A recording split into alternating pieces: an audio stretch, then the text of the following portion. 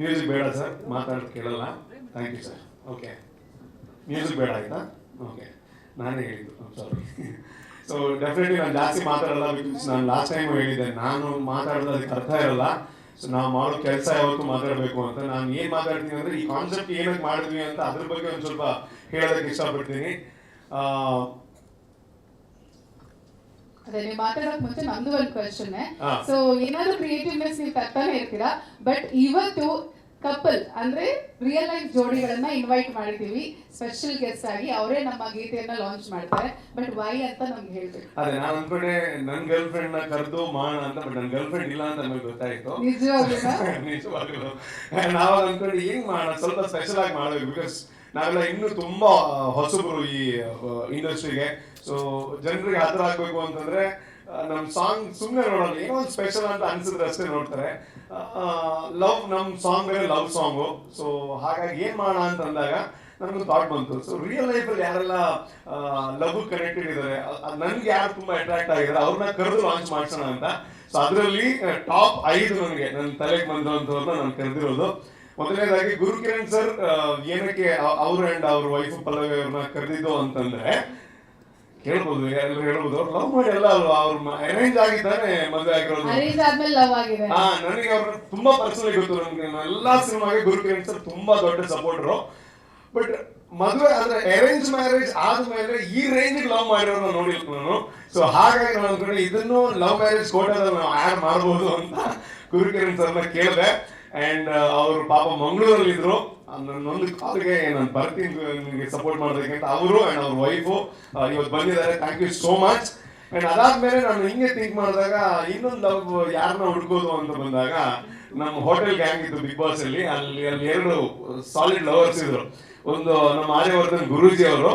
ಅವ್ರ ನಂಬರ್ ಬಗ್ಗೆ ನನಗೆ ಜಾಸ್ತಿ ಗೊತ್ತಿತ್ತು, ಆದ್ರೆ ಅವ್ರು ಈ ರೇಂಜಿಗೆಲ್ಲ ಒಳ್ಳೆ ಲವ್ ಇದೆ, ಲವ್ ಸ್ಟೋರಿ ಇದೆ ಅಂತ ತುಂಬಾ ಸಲ ಹೇಳ್ಕೊಂಡಿದ್ರು. ಅಂಡ್ ಹೊರಗೆ ಬಂದಾಗ ಅದು ನಾನು ತುಂಬಾ ಸಲ ಮನೆಗೆಲ್ಲ ಹೋಗ್ತಾ ಇರ್ತೀನಿ. ಅವ್ರ ಲವ್ ಯಾವ ರೀತಿ ಇದು ಅಂತ ನಮ್ಗೆ ಗೊತ್ತಾಯ್ತು. ಜಾಸ್ತಿ ಮಾತಾಡಲ್ಲ, ಬಟ್ ತುಂಬಾ ಲವ್ ಇದೆ ಅವ್ರ ಮಧ್ಯೆ. ಅಂಡ್ ಗುರೂಜಿ ಅವರು ಡೆಫಿನೆಟ್ಲಿ ನಮ್ಗೆ ಗೆಸ್ಟ್ ಅಂತ ನಾನು ಫಿಕ್ಸ್ ಆಗಿದೆ.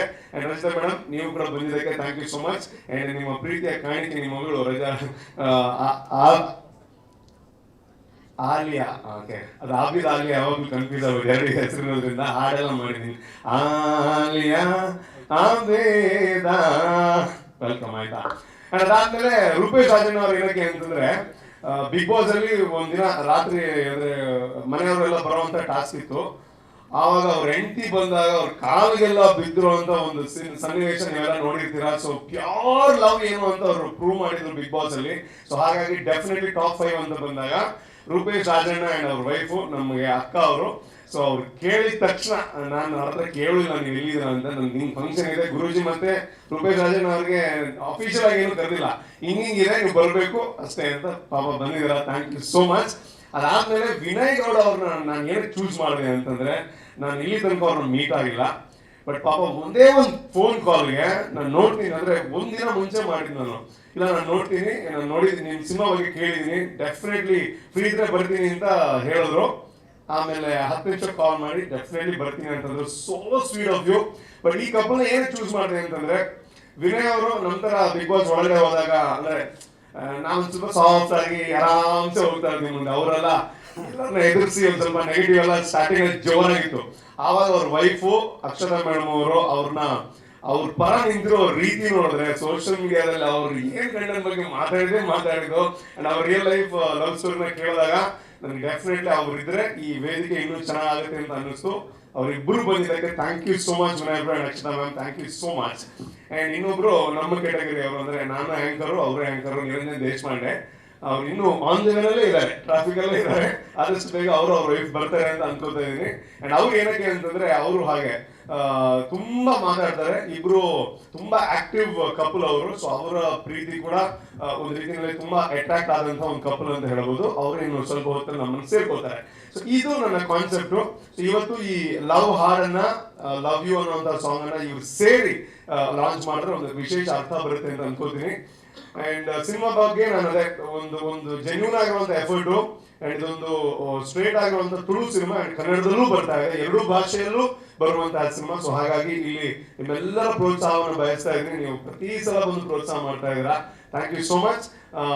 ಎಲ್ಲರಿಗೂ ಥ್ಯಾಂಕ್ ಯು. ಎಸ್ಪೆಷಲಿ ಇವತ್ತಿದು ಮ್ಯೂಸಿಕ್ ಡೈರೆಕ್ಟರ್ನ ವೇದಿಕೆ ಇದು.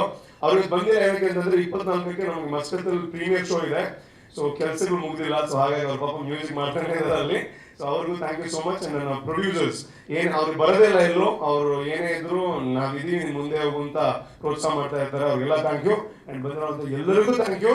ಅಂಡ್ ಇನ್ನು ಲಾಂಚ್ ಮಾಡೋಣ. ನಮ್ಮ ಸಿಂಗರು ಬಂದಿದ್ದಾರೆ Rajat Hegde. Thank you so much the wonderful voice. Thanks allot.